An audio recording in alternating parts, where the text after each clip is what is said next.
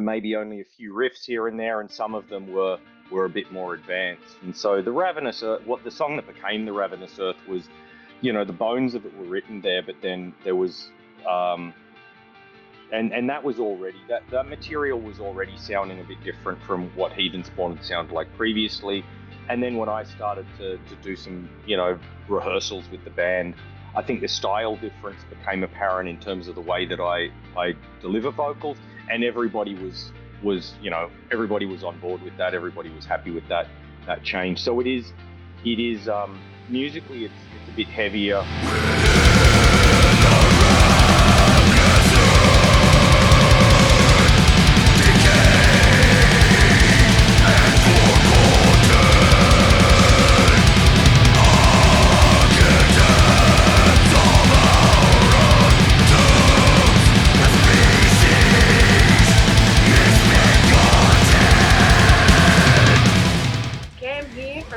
Of the Pit for Headbangers Australia, and first I'm going to set the tone. So there's a world in ruin, humanity long gone, and the earth reclaiming what's rightfully hers. Sydney's Heathenspawn return with their new single, The Ravenous Earth, released on the 18th of September, and it can be described as a blackened vision of extinction and rebirth. So today I'm absolutely stoked to have their ferocious new frontman Jim in the pit to talk about the new single, the band's incredible collabs on this one, and what's next for the band as they carve deeper into the darkness. Jim, welcome. Yeah, thanks for having me, Cam. It's a pleasure to be here. It's quite an introduction. It was, hey? I thought we gotta, you gotta make it all match up with the tone of the band and this rad new single. So so the Ravenous Earth, it feels like a bit of a rebirth for Heathenspawn. So there's been a little bit of a hiatus for a little while. What first inspired the vision of a world where humanity is finally met its end for your bursting back onto the stage? I mean, in terms of what inspired the single, I suppose it's just me, like, just, I don't know, just thinking about the way that the world is and about man's, humanity's place in it, and so forth. I guess, and the fact that everything eventually goes extinct, but humans think they won't. And so it's around that. It's a vision of the world after the inevitable happens. And I suppose where that came from is just a sort of, I don't know, just I mean, it's because we have sort of different lyrical themes. Not all of our songs are about the inevitable destruction and downfall of humanity. None of them are about anything that's particularly positive, but this is, it's not all of them are grounded in reality. But I think it was just, just thinking about sort of history and the state of the world, and things. And in terms of what inspired the sort of the reinvention of the band, if you like. So I was the band was on hiatus from 2019 until 2023, and then I was actually living in Germany for about 10 years, and it was so I was over there when Heathenspawn was founded, and when it went on hiatus, and then towards the end of the pandemic, my wife and I came back to visit, and we're talking to a couple of the members, Gaz and Skits, who I've been friends with for years. And so that's Gaz is the drummer and Skits is the bass player, and so they approached me. They knew that I'd done that I was interested in doing some death metal vocals, but didn't have a project, and that I was coming back to Australia, and so they asked me if I'd want to join, and I jumped at the opportunity. It was yeah. And since then it's been great. I mean, it's basically a band of five mates, so it's really, really good. They're a wonderful, easy group of people to work with, particularly looking after me as a bit of a novice. But it's been really great. Yeah. So that was in 2023, and got the single out now, and things are sort of kicking on from there. Yeah, amazing. And do you think, and we'll sort of probably go into it a little bit more later on in the interview, but do you perhaps feel that your time overseas has quite directly influenced the sort of more I guess, well, European death metal sound that this single is sort of bringing forth a little bit more than what Heathenspawn's been known for. Yeah, it's an interesting question. I suppose, well, musically, I mean, the band is very influenced by um, sort of Swedish melodic and blackened death metal. So At the Gates, uh, Dissection, Sacramentum, Edge of Sanity, Dark Tranquility, that sort of thing. So the band sort of has its, even though it's a Sydney band, it's got its sort of musical roots in Scandinavian death metal. Mm. And then um, from my perspective, um, yeah, living over there, I mean, I got a lot of chances to see a ton of bands, like more bands than I could have ever imagined. I was very, very fortunate and got to meet a bunch of musicians, became friends with, um, a bunch of people who are in bands, and all of them kept encouraging me that I should be doing something because I was so into music.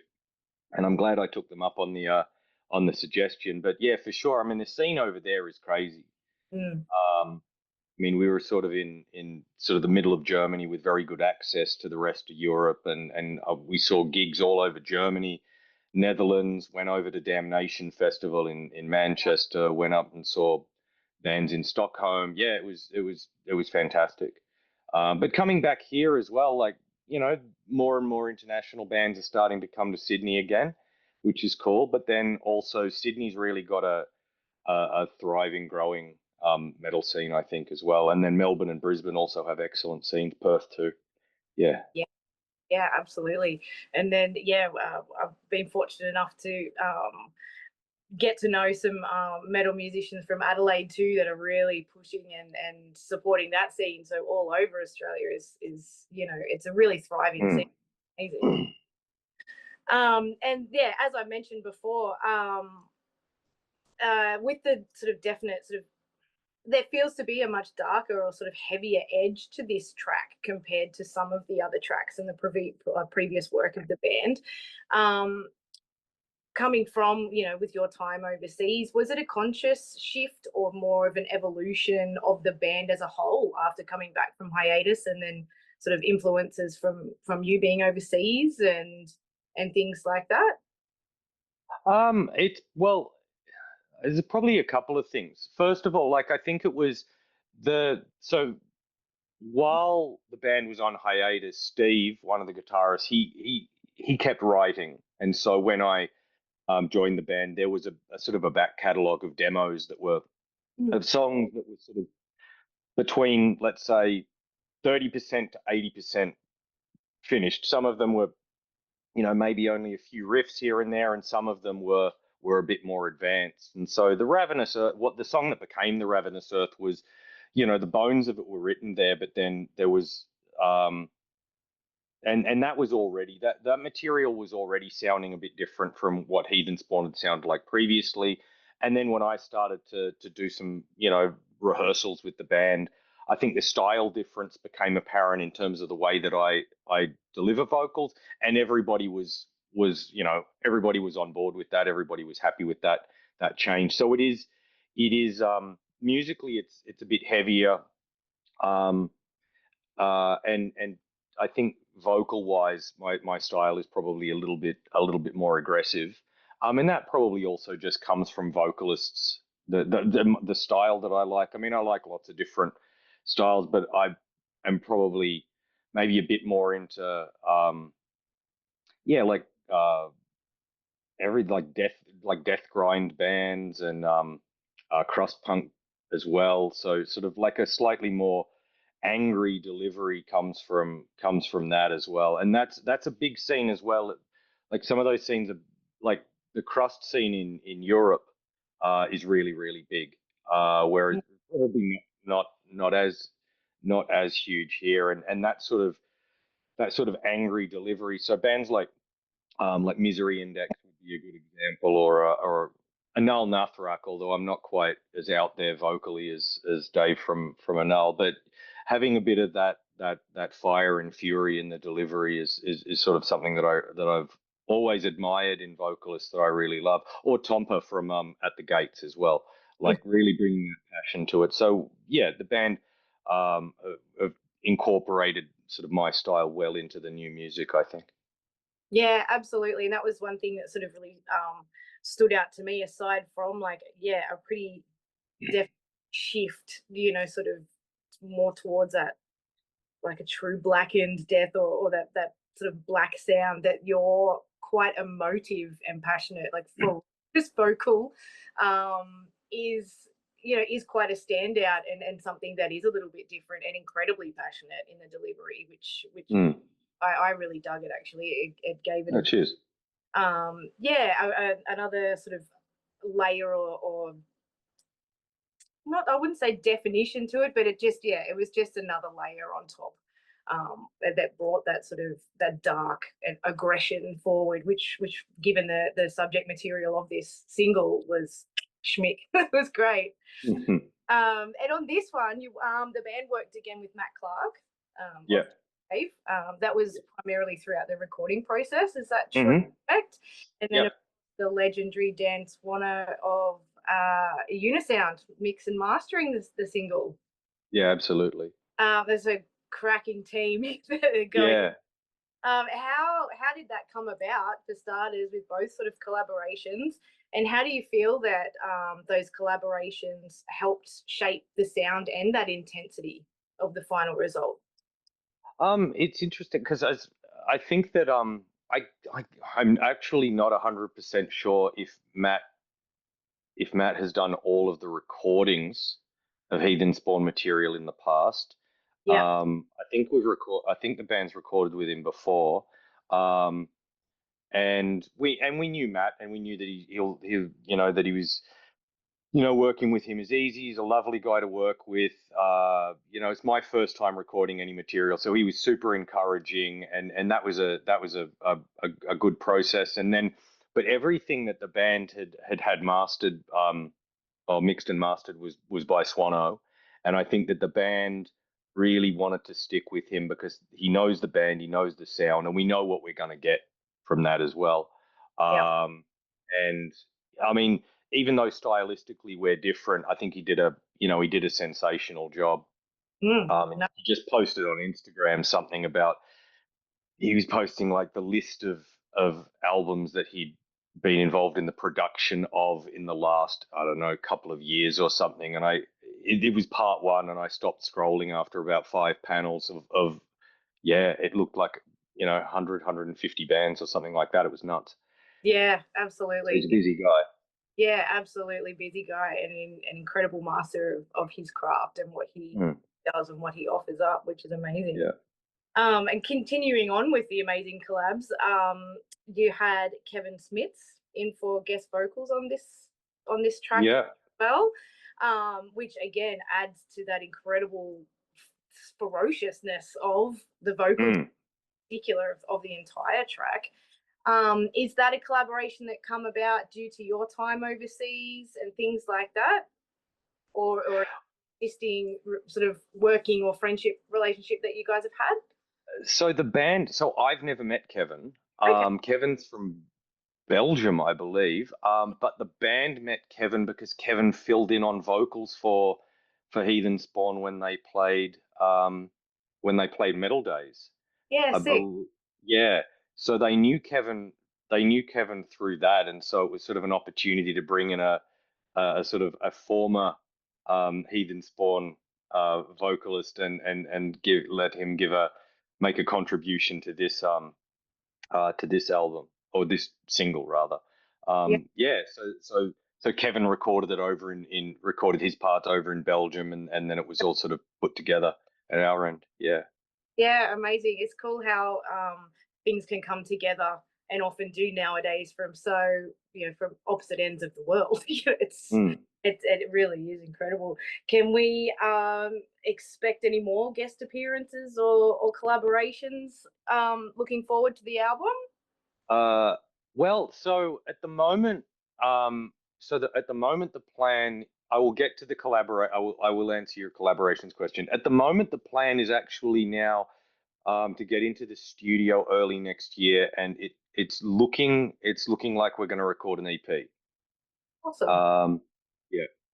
Because we've been playing 5 or 6 new songs live now since the first sort of comeback gigs last year, and so we've got this material that's ready to go, and so I think from the perspective of keeping the momentum of the band going, and get this new material out, we'd like to lay down the tracks that we've already been spending quite a bit of time practicing. And anyone that's seen the band live would have seen that like the majority of what we're playing now is new material.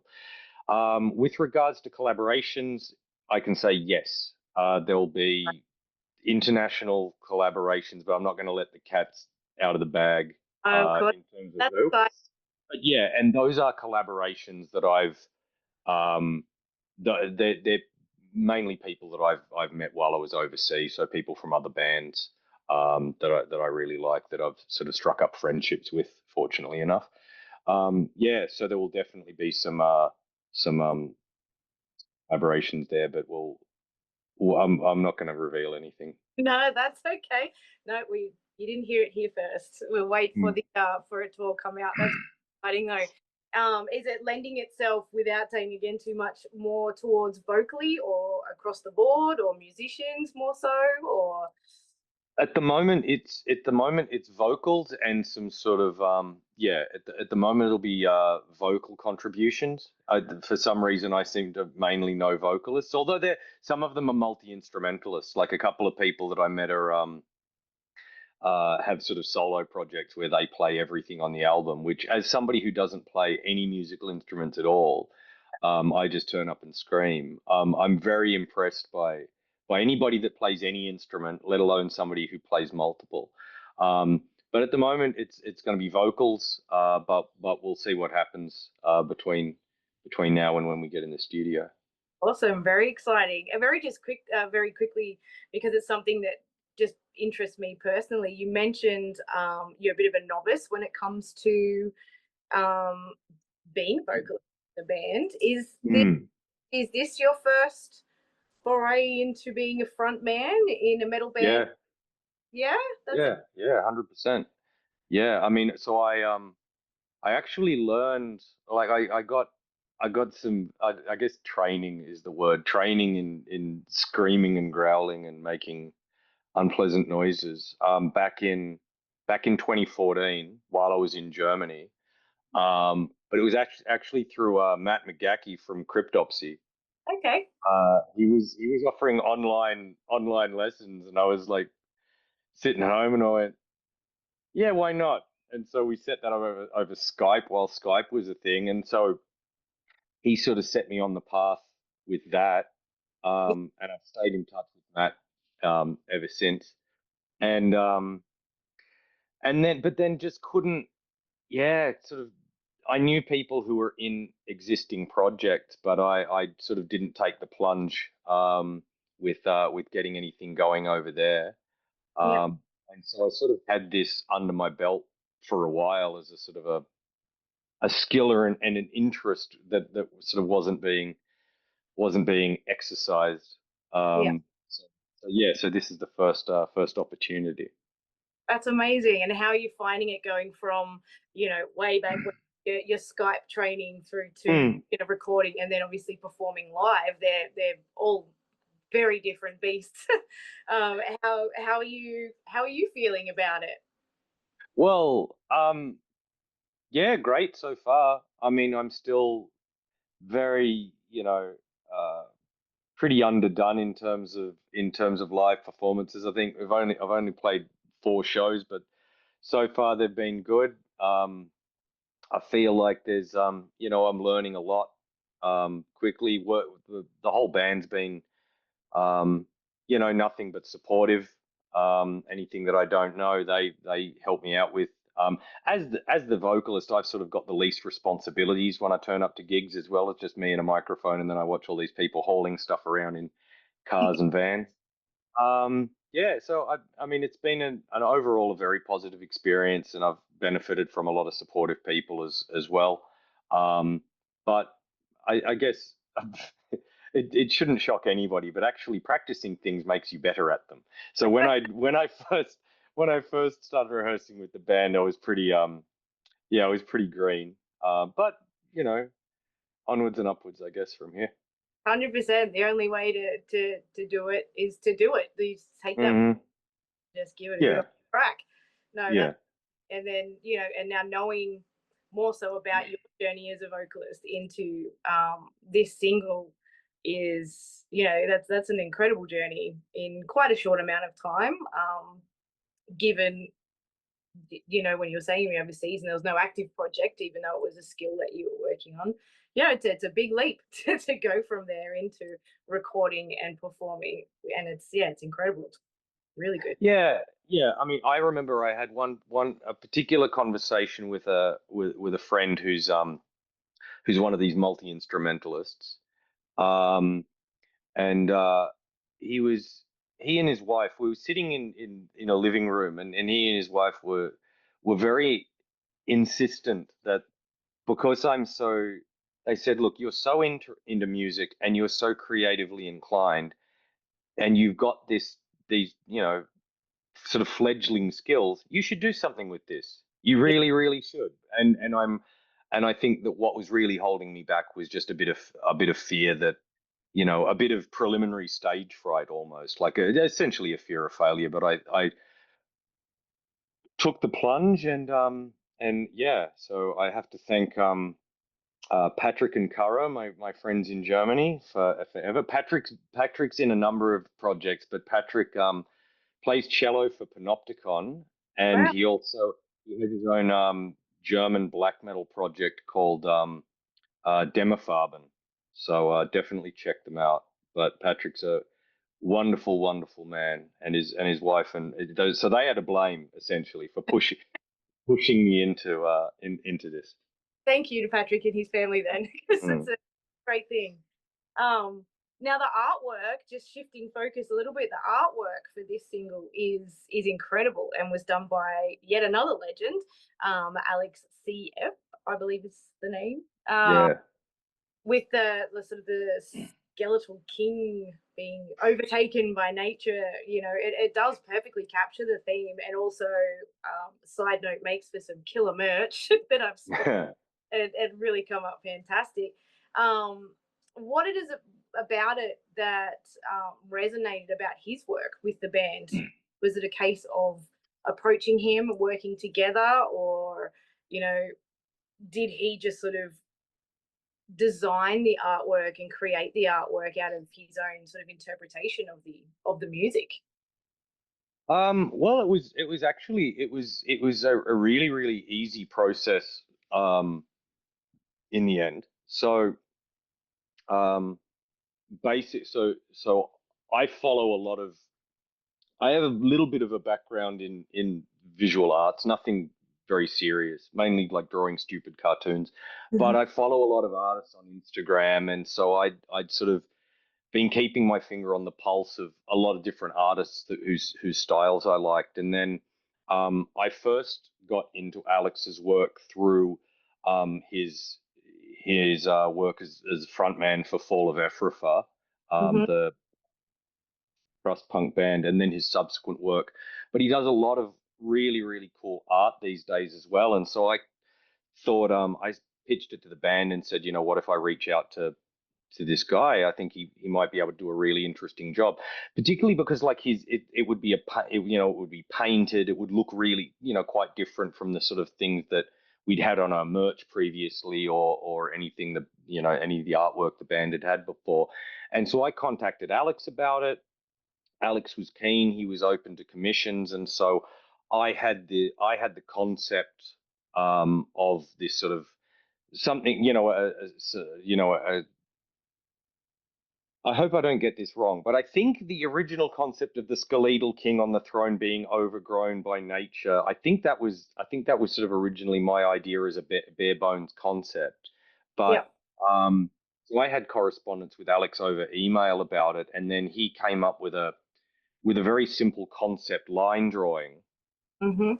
and then um, it was a funny story because I said, all right, well I'll go talk to the band just to check, if the concept art, if they're on board with it. And so a Yeah. couple of days later, so this is on a Friday or something, I came back, I emailed Alex and I said, oh, the band really like like how it's looking so far. And he said, "Oh, that's good because I already painted it." Um, because he got so excited by the project that he actually just went away and painted it. Uh, Yeah. So yeah, so that's how it came about, and he was yeah, an absolute pleasure to work with, and it was really cool working with somebody um whose work I respect and love as much as Alex is too. yeah, awesome. The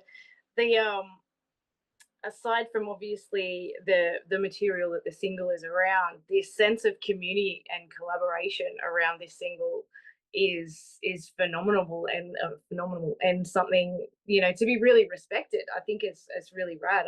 I'm very much into community collaboration, and you know, and working with a number of artists and skills is and bringing them all together really shows. It's an incredible product that you guys have put out in this new one, and looking forward to the EP now that you've mentioned on the horizon. Will What kind of world will that one be building? Will it be digging deeper into the sort of post-human apocalyptic vision, or does it explore different ideas and concepts? I mean, I think lyrically the music is a bit musically it's kind of the musically it's following it's going to be within a similar vein to the Ravenous Earth. Hmm. Um, there's probably there's a couple of songs that are a little bit slower, a little bit more sort of doomy or doom influenced on there as well. Um, in terms of the world building, I think it's probably a little bit more diverse. Just because I mean we wrote this one song that's very post-apocalyptic and sort of rooted in reality, but then the rest of the songs are fairly, you know, have got fairly diverse subject matter that they draw on. So it's not all the same sort of stuff. It is all sort of uh dark and evil, um, whatever the whatever whatever evil is these days. Yeah, But as yeah, you it's drawn on a lot of different. So we've got like a couple of songs that are based on or sort of loosely based on books that I've read and things of that nature. So yeah. yeah, awesome. Now you've been out playing shows, as you said, again in Newcastle and Sydney, particularly with the recent single release shows. How have the crowds responded to the, I guess, slight genre shift of particularly the new single? Yeah, good, really good. I mean, I think yeah, the response has been excellent. Um, the Um, crowd response has been good. We've had good good crowds, good turnouts at the shows. And the merch has been selling, so that's awesome. The shirts that we had printed based on on the single artwork that we was just selling at the shows. We're putting those up on Bandcamp as well. So previously those you could only get those at the shows, but we're going to put those up as well. awesome. Yeah, it's been really good. So I'm originally from Newcastle, so playing the show out. So my first show as a vocalist ever was played in my hometown, Okay. which was a bit weird. It was certainly funny to step on stage, and I was like, I never thought I would be fronting a death metal band in Newcastle, but here we are. But it Yeah, was cool. that was at the Hamo. Yes, Yeah, awesome. And then was it the Chippo that you were at in yeah, Sydney? Yeah, yeah. awesome, fantastic. Um, Now you mentioned that early next year you'll be looking to heading back into the studio to work on the EP. Do you Mm. have other gigs coming up between now and then? At this point in time, I know we mentioned just before the interview started, you guys have just been announced as part of the Infernal Metal Fest that's in February in Sydney. Yeah. Um, and yeah, so any shows between now and then? That's all we've got lined up at the moment. Okay. Infernal, and then the rest of the time we're rehearsing. And I mean, even though we are planning on recording this EP, we're also continuously still writing new music. So if we're not gigging, we're working on more new stuff because Steve's always writing, and there's still and there's still more riffs that I've got to write lyrics to and things. So we've got the one sort of 1 day festival in Infernal Metal Fest. That looks like a really good lineup in February at Yeah. the Bridge Hotel. That'll be awesome. We don't have anything lined up at the moment. We are of course open to offers, but in the meantime we're focused because a full album is still the long-term goal of the band. We just didn't want to sort of have to slow down after the single release in order to make continue writing a few more songs to get the full album together. So we made a strategic decision to sort of get the EP out, but then continue to work on more material with the long-term aim of putting out an album. Yeah, absolutely, because it's a tough slog. Not only writing, rehearsing, releasing new work while also then backing it up with performance after performance. It can sometimes be quite the balancing act between the two, because spending time writing, rehearsing, and then in the studio takes a considerable amount of creative energy and energy in general. So yeah, it's quite the balancing act. Well, in that case then I would suggest no one sleeps on that gig in February then, and I'll be there to be snapping up some of that merch, don't you worry. that single artwork is incredible.